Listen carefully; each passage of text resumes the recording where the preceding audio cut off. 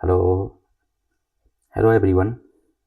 आज मैं ट्रिग्नोमेट्री को थोड़ा सा आगे बढ़ाऊंगा और लास्ट क्लास में कुछ कॉन्सेप्ट हमने सीखे थे। उस कॉन्सेप्ट पे हम लोग कुछ क्वेश्चन करने वाले हैं। तो पहले हम रिवाइज कर लेते हैं कि हम लोगों ने क्या सीखा था। तो सबसे पहले हम लोगों ने सीखा था कि ट्रिग्नोमेट्री क्या होता है, ट्रिग्नोमेट्री में हम लोग क्या पढ़ते हैं। ट्रिग्नोमेट्री में हम लोग राइट एंगल ट्रायंगल के एंगल और साइड्स के बारे में पढ़ते हैं। मेन यही है, आगे भी है, लेकिन हम लोग बेसिक की बात कर रहे हैं तो बेसिक में ही रहेंगे।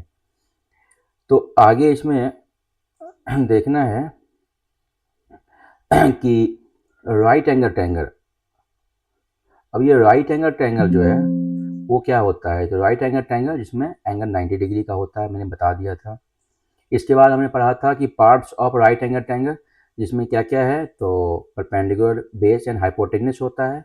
90 के अपोजिट हाइपोटेन्यूस है। जिस एंगल के बारे में बात किया जाएगा उस एंगल के अपोजिट में परपेंडिकुलर होता है, और जो बच गया वो अपना बेस है। कुछ लोग इसको अपोजिट एंगल और एडजेसेंट साइड भी कहते हैं।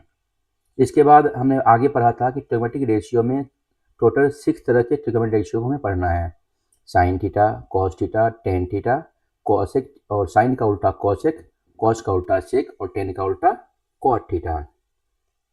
उसके बाद हमने ये भी बताया था आपको कि sine theta, cos theta, tan theta का अपना एक रेशियो होता है। जैसे P by H sine theta, B by H cos theta, और P by B tan theta. इसमें याद करने के लिए एक स्टेप बताया था, पंडित बद्री प्रसाद हर हर बोले सोना चांदी तोड़े। कुछ इसका रेसिप्रोकल भी है। जैसे कॉसेक थीटा को एच बाय पी कहते हैं, सेक थीटा को एच बाय बी कहते हैं, कॉट थीटा को बी बाय पी कहते हैं। क्यों? क्योंकि कॉसेक साइन का उल्टा है, सेक कॉस का उल्टा है, और कॉट टेन का उल्टा है। इसके बाद टेन थीटा को साइन बाय कॉस, और कॉट को कॉस बाय साइन भी हम लोग कहते हैं। आज हम लोग उस पर कुछ एग्जाम्पल करके देखते हैं कि कैसे एग्जाम्पल होता है। तो सबसे पहले एक क्वेश्चन हमने लिया है जिसमें साइन थीटा है 3/5, तो कॉस थीटा निकालना है। तो यहाँ पे अगर मैं साइन थीटा की बात करूँ तो साइन थीटा हमें पता है कि ये होता है परपेंडिकुलर बाय हाइपोटेनियस, जिसकी वैल्यू इन्होंने दे दिया 3/5। तो साइन थीटा में अगर मैं देखूं कि P का वैल्यू, तो P का वैल्यू हो गया यहाँ पे 3K, और H का वैल्यू हो गया यहाँ पर 5K, 3K और 5K।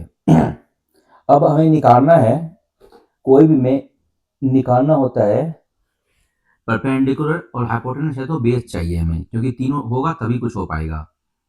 तो परपेंडिकुलर हाइपोटेन्यूस में हमें अगर बेस निकालना है तो बेस के लिए हम अकॉर्डिंग टू पाइथागोरस, अगर मैं यहाँ पे देखूँ ना, तो ये हमारा राइट एंगल ट्रायंगल है जिसमें ये वाला एंगल 90 डिग्री है, और इसको अगर हम लोग थीटा मान लेते हैं तो ये साइड परपेंडिकुलर हो जाएगी जिसकी वैल्यू 3K दिया हुआ है, और ये हाइपोटेनस है जिसकी वैल्यू 5K दिया हुआ है। तो हमें ये चाहिए जो कि बेस का फॉर्म करेगा इस एंगल में। तो बेस निकालने के लिए अगर हम पाइथागोरस का यूज करेंगे तो वो होता है हाइपोटेनस का स्क्वायर माइनस परपेंडिकुलर का स्क्वायर।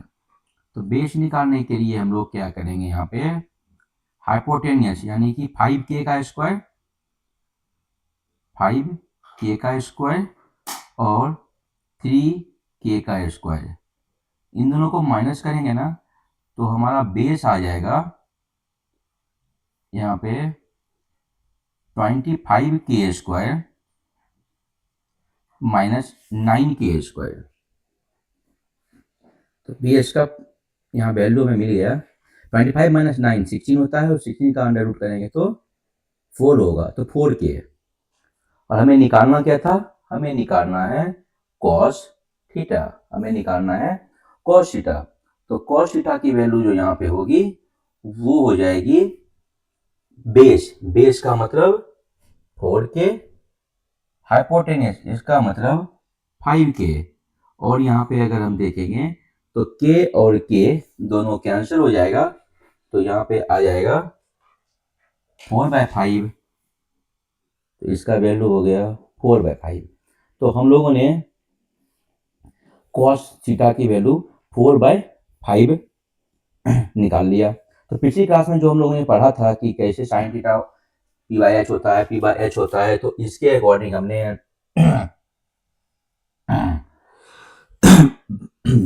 निकाल के देख लिया कि साइन थीटा दिया हुआ है तो cos थीटा कैसे निकालेंगे। इसी तरह से हम लोग tan, cot सब कुछ निकाल सकते हैं अगर हमें PBH पता हो तो, क्योंकि पूरा का पूरा खेल इसमें PBH का है। ये हम लोगों ने पहले भी देख रखा है। जैसे यहाँ पे एक साइन थीटा p/h होता है, cos थीटा p/h होता है। पिछला भी आप लोग पीछे का वीडियो भी देख सकते हैं, वो हमारा फर्स्ट वीडियो में है। वो आप यहाँ पे आइकॉन में दिख जाएगा। इसके बाद हम लोग एक क्वेश्चन और कर लेते हैं।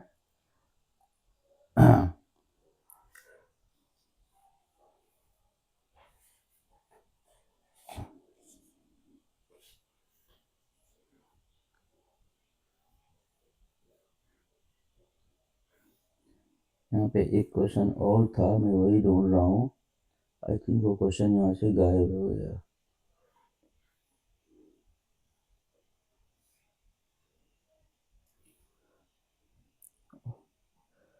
ओके, क्वेश्चन अभी नहीं मिल रहा है इसमें।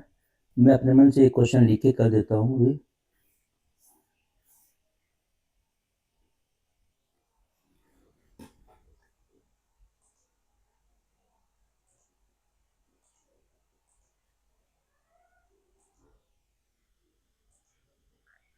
ये मैं एक क्वेश्चन ले रहा हूँ कि कोई क्वेश्चन है जिसमें cos थीटा की वैल्यू दे दिया।